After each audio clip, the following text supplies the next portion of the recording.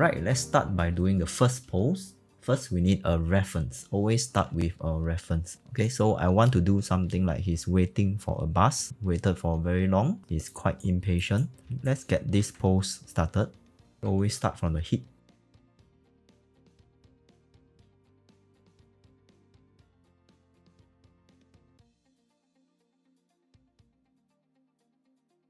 For this hand, he will be sticking his hand on his waist, so I would like to use IK instead.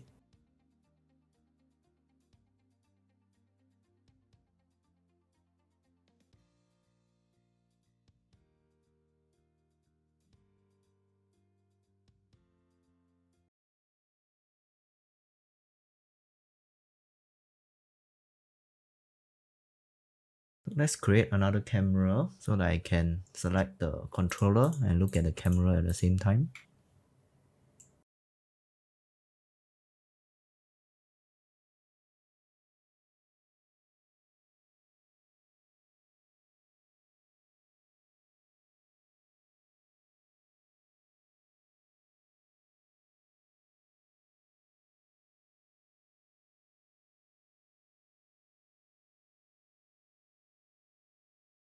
Once the lighting is done, we'll add some expression on the face.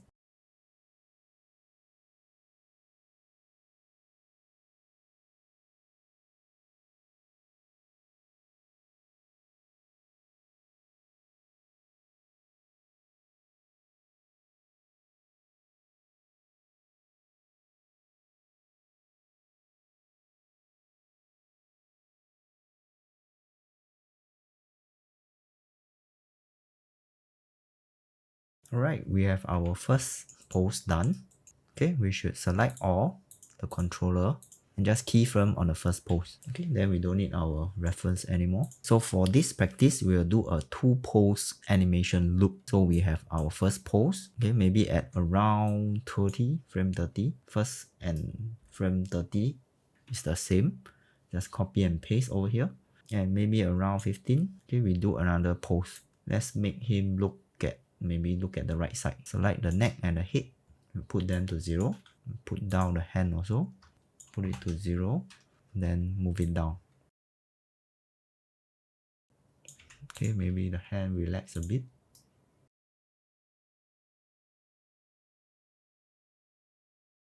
Okay, let's just touch a bit of every part of the body.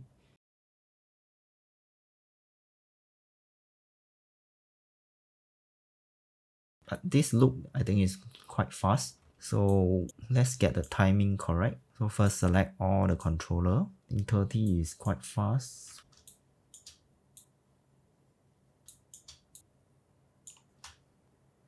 The animation look very floaty. Okay, that's when we want to add in the moving hold. So example, we want to hold this pose for quite a few frames. So maybe at 8, we'll do a keyframe and we shall push back the moving hold.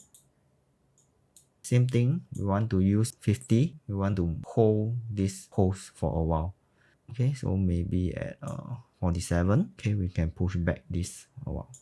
So we will take about 20 frames to go from pose to pose. So 30 to 50.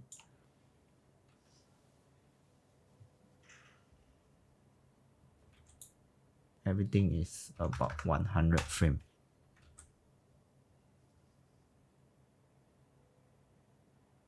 So this is an animation loop. After getting all the timing correct, then we want to add in a bit of overlapping so that the animation looks a bit more natural. Okay, remember to get all the poses correct and the timing correct first. Okay, so let's do a bit of overlapping. So maybe the head is looking up at the same time when the hand is going down. So I might want to hold on the hand. Okay, at this pose, 40, I might want to hold on the hand first.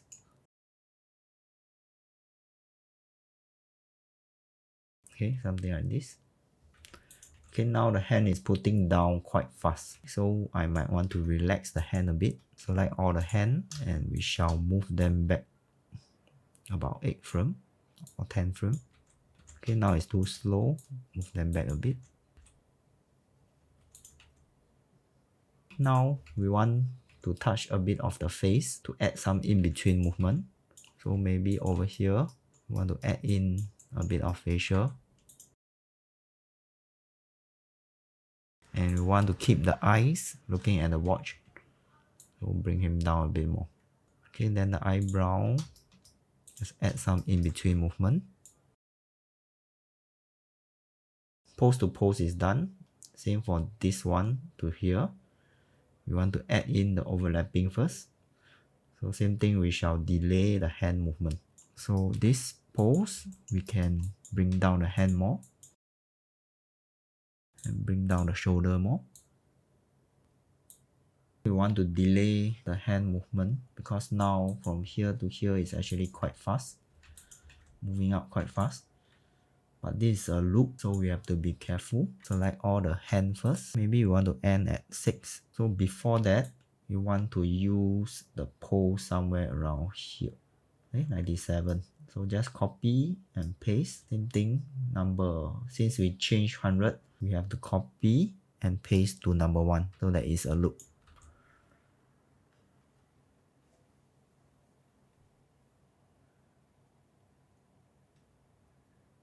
Okay, there seems to be a jerk because of the loop. So this can be adjusted in the graph editor. So let's go to our graph editor to see whether the graph is nice or not. Right, we need to select all the hand first, make it a loop. Select all the curve and we will use post infinity cycle and pre also. In this way, we are able to tell whether our loop is working. So for example, this part, you can see the curve is not very nice. Okay, so we can adjust it. Okay, to make them nicer. Do that for any other frame also.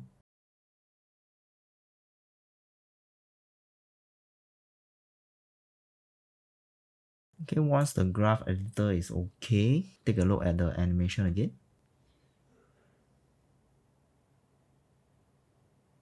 Okay, now it's more smooth. So this is the basic. Now we will move on to our main subject, which is secondary action. So what is a secondary action? You want to take a look at our animation. We need to see what are the other actions that can help to improve on the storytelling. Okay, so for example, one of it that I thought of is stomping the foot. Okay, let's do that. Okay, for this one, we will see that our animation, there's no animation in our foot. So whatever in between, I can delete. Something like this, stomping on the foot. Okay, so I will just touch this foot roll controller. Let's get that stomping foot animation first. Okay, it doesn't matter where, later we can move around. So we will use this one and 40.